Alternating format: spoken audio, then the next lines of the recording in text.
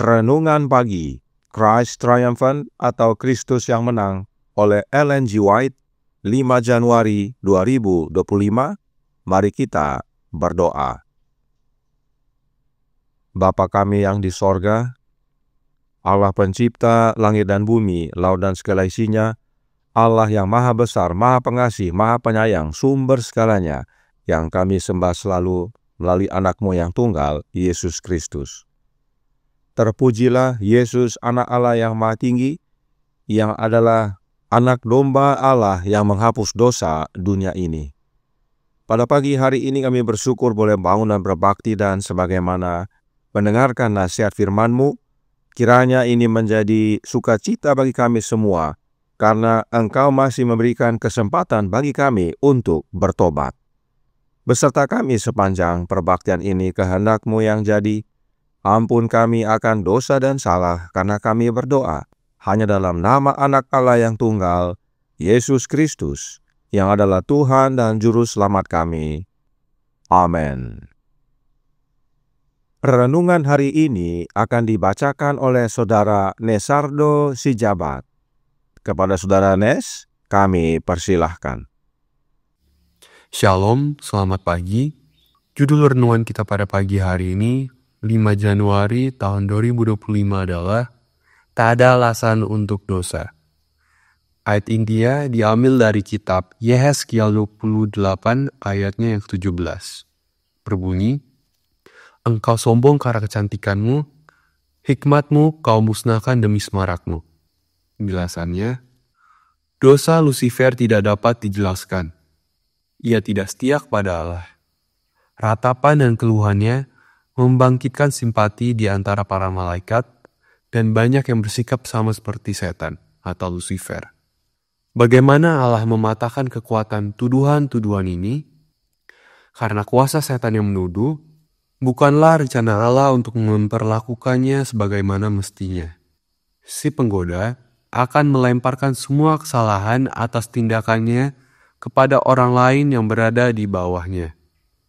Ia akan membuat seolah-olah jika ia dapat bertindak sesuai dengan pertimbangannya sendiri, semua pemberontakan ini dapat dihindari. Kuasa setan yang menghukum akan menuntunnya untuk melembagakan teori keadilan yang tidak konsisten dengan belas kasihan. Ia mengaku bertugas sebagai suara dan kuasa Allah, mengklaim bahwa keputusannya adalah keadilan, murni dan tanpa kesalahan. Maka, ia mengambil posisinya di kursi pengadilan dan menyatakan bahwa nasihatnya tidak dapat salah. Disinilah keadilannya yang tanpa ampun muncul, keadilan palsu yang menjanjikan bagi Tuhan. Tetapi, bagaimana alam semesta akan tahu bahwa Lucifer bukanlah pemimpin yang aman dan adil? Di mata mereka, ia tampak benar.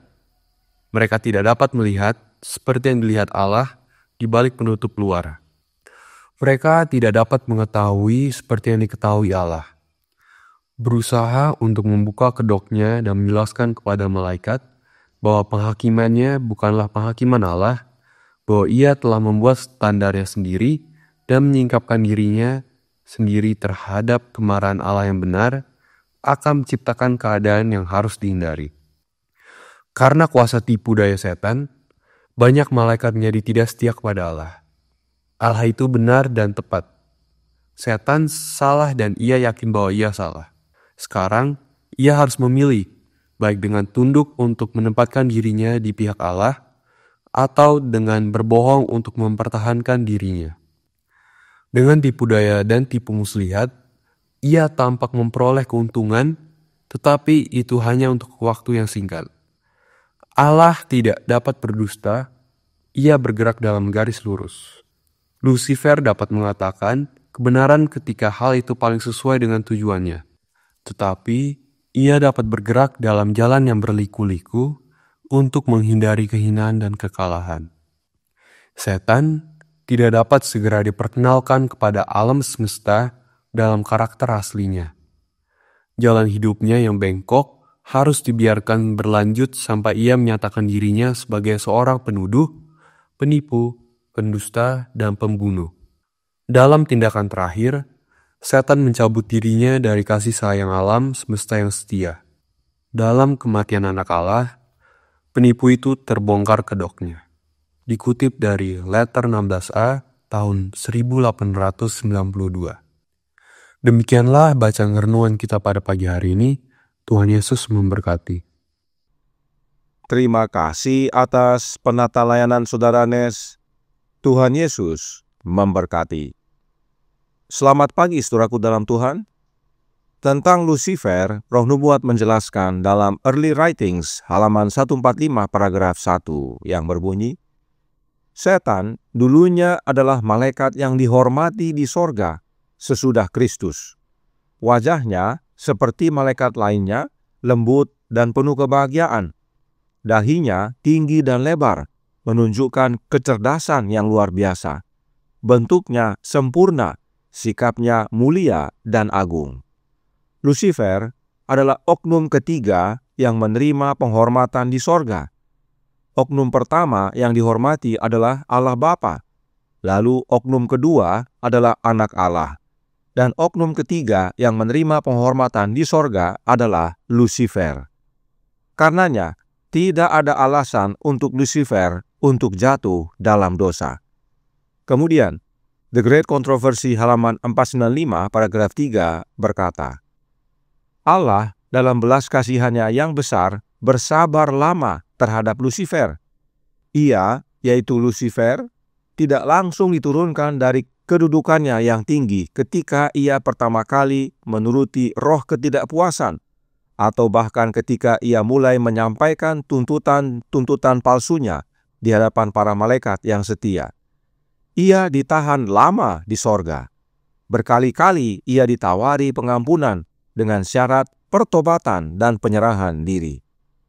Allah Bapa yang penuh kasih dan panjang sabar tidak langsung menurunkan Lucifer dari kedudukannya, meskipun Bapa sudah tahu kondisi roh ketidakpuasan Lucifer. Allah Bapa berulang-ulang menawarkan pertobatan kepada Lucifer. Karenanya, tidak ada alasan untuk dosa. Bahkan, Roh Nubuat menyatakan dalam paragraf yang sama yang berbunyi, Lucifer sendiri pada awalnya tidak melihat kemana ia hanyut. Ia tidak memahami hakikat sebenarnya dari perasaannya.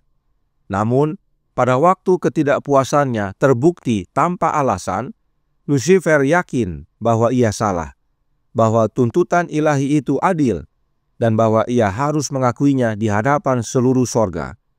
Jika ia melakukan ini, ia dapat telah menyelamatkan dirinya sendiri dan banyak malaikat. Karenanya, tidak ada alasan untuk Lucifer terus hanyut dalam dosa. Lucifer berulang-ulang diberi kesempatan untuk bertobat, tetapi tidak. Lucifer tidak mau bertobat. Ayat inti renungan hari ini berkata dalam Yesaya 28 ayat 17, Engkau sombong karena kecantikanmu, hikmatmu kau musnahkan demi semarakmu. Apakah Allah Bapa dan Anaknya menciptakan malaikat yang sombong? Tentu tidak. Ingat pekabaran renungan pagi tanggal 3 Januari 2025 yang baru lalu. Di sana dikatakan dalam The Spirit of Prophecy volume 4 halaman 317 paragraf 1. Meskipun Allah telah menciptakan Lucifer mulia dan rupawan, dan telah meninggikannya ke tempat yang tinggi di antara malaikat, namun ia tidak menempatkannya di luar kemungkinan kejahatan. Adalah dalam kekuasaan setan, ia, yaitu Lucifer, memilih untuk melakukannya untuk memutarbalikkan karunia-karunia ini. Kepada Lucifer diberikan kuasa untuk memilih. Dan Lucifer memilih untuk memutarbalikkan karunia-karunia yang Allah Bapa dan Anaknya berikan kepada Lucifer. Dan karunia-karunia yang diputarbalikkan oleh Lucifer tersebut adalah untuk melayani keinginannya menjadi sama seperti Allah. Sederhananya, Lucifer memilih untuk sombong. Itu sebabnya meski sudah berulang-ulang dihimbau, Lucifer tidak mau bertobat.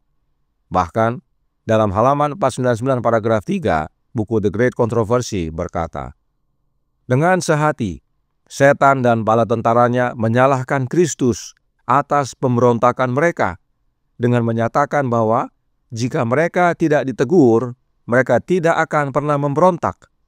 karena keras kepala dan suka melawan dalam ketidaksetiaan mereka, berusaha dengan sia-sia untuk menggulingkan pemerintahan Allah, namun dengan menghujat mengaku bahwa mereka sendiri adalah korban tak berdosa dari kekuasaan yang menindas. Pemberontak utama dan semua simpatisannya akhirnya diusir dari sorga. Inilah kesombongan Lusifer. Dirinya yang salah, tapi menumpahkan kesalahan tersebut kepada penciptanya. Inilah makna hikmat Lusifer musnah karena semaraknya. Jadi, sebenarnya tidak ada alasan untuk dosa. Allah Bapa dan Anaknya menciptakan Lusifer dan menempatkannya pada posisi yang tinggi di sorga, dengan keistimewaannya di atas para malaikat. Dan meskipun sudah menunjukkan roh ketidakpuasan, tetapi Allah Bapa dan Anaknya berulang-ulang memanggil Lusifer untuk kembali dan himbau untuk bertobat. Tetapi Lusifer pilih untuk dosa, karena kondisi hatinya yang iri dan sombong. Inilah sebabnya dosa Lusifer tidak dapat dijelaskan. Bahkan Lusifer sendiri tidak mengerti, namun dia tetap ikuti dan akhirnya hanyut. Mengapa kita perlu pahami kondisi Lusifer ini? Karena sumber renungan hari ini, yaitu surat nomor 16a tahun 1862, berkata dalam paragraf 26. Kita akan melihat cara kerja penipu ulung itu melalui agen-agen manusianya. Setan belum bertobat. Ia tetap setan, dan ia telah turun dengan kuasa yang besar sebelum akhir sejarah bumi ini untuk bekerja melalui agen-agen manusia yang menipu, agar setiap jiwa yang ada di pihaknya dapat ia amankan. Sebagaimana setan bekerja di sorga, demikian pula ia bekerja di bumi. Kita pasti benar-benar dibutakan jika kita tidak dapat memahami tipu dayanya. Inilah pentingnya kita memahami secara ringkas kejatuhan Lusifer, agar jangan kita dibutakan oleh tipu dayanya dan jatuh seperti Lusifer. Allah Bapa telah sediakan jalan keselamatan dan berulang-ulang panggil kita untuk bertobat dan kembali kepadanya. Dan kesempatan masih terbuka. Bahkan Bapa karuniakan roh Anaknya dalam hati kita, agar kita semua menjadi anak-Anaknya. Karenanya, tidak ada alasan untuk dosa. Kiranya ini menjadi sukacita dan pembaharuan bagi kita semua, agar tidak jatuh dalam tipu daya setan. Tuhan memberkati, saya bawa dalam nama Yesus. Amin. Mari kita berdoa.